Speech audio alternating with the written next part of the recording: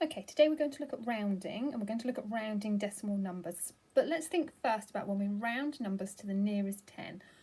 So that's when we say which multiple of 10 a number is closer to. Now let's look at the example. So I think when we're rounding to the nearest 10, we have to think of 5 as being the golden number. If the ones digit is less than 5, so if it's 1, 2, 3 or 4, we round down. And if it's 5 or above, we round up. Okay, so there you see, 3 is less than 5, so to round it, we would round it down, but 6 is larger than 5, so we would round that up to 10.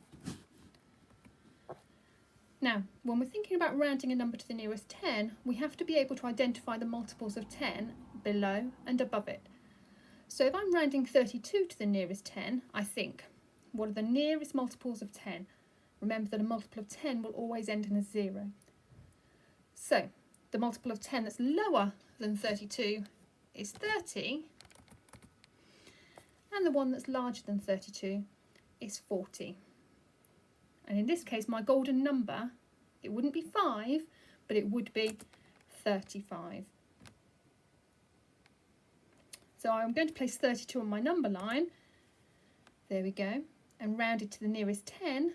Now because it's less than 35, I'm going to round it down to 30. So 32 rounded to the nearest 10 would be 30. And as you can see on the number line, it is closer to 30 than it is to 40.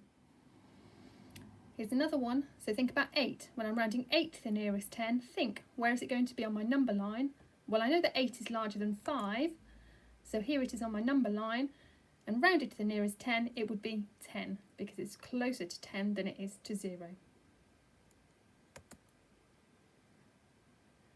If I'm rounding 24 to the nearest 10, I'll put 24 on my number line, and I'll see that it's less than 25, so I'm going to round it to 20 as the nearest 10.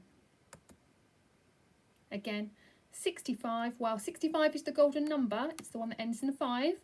So I'm going to round it up. It's going to be closer to 70 than 60. When I'm rounding with decimal numbers, with numbers with one decimal place, 5 is still the golden number, but instead of looking at the ones column, I'm now looking at the tenths.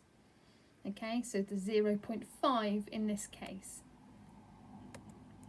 So I'm thinking about 0.7 and where 0.7 would be on my number line. So this time I'm rounding to the nearest whole number. So 0.7 is greater than 0.5, and as you can see, I would therefore round it up. So 0.7 rounded to the nearest whole number is 1. Let's look at another example together. This time I'm going to put 2.7 on the number line, and so the numbers below and above, the whole numbers are below and above, or sometimes we call them the integers, would be 2 and 3. My golden number would be 2.5. So thinking about where the 2.7 goes, there you see. 2.7 on my number line is larger than 2.5, so I'm going to round up to 3. 2.7 rounded to the nearest whole number is 3. But what about 0.5? If I'm rounding 0.5 to the nearest whole number, am I going to go down or am I going to go up? Well, it's the golden number because it ends in a 5, and therefore I'm going to round it up. 0.5 becomes 1 when rounded to the nearest whole number.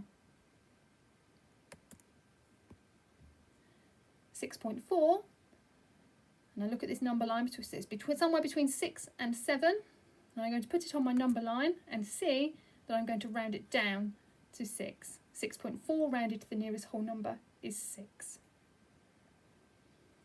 Let's do one more together. This time 45.1, and on my number line I've got 45 and I've got 46. And in the middle my golden number is 45.5. So 45.1, when I put it on my number line, there you see it, and you'll see that it's closer to 45, it's less than 45.5. So I'm going to round it down. 45.1 rounded to the nearest whole number is 45. Okay, Now you're going to have a go at some of these by yourselves. Good luck.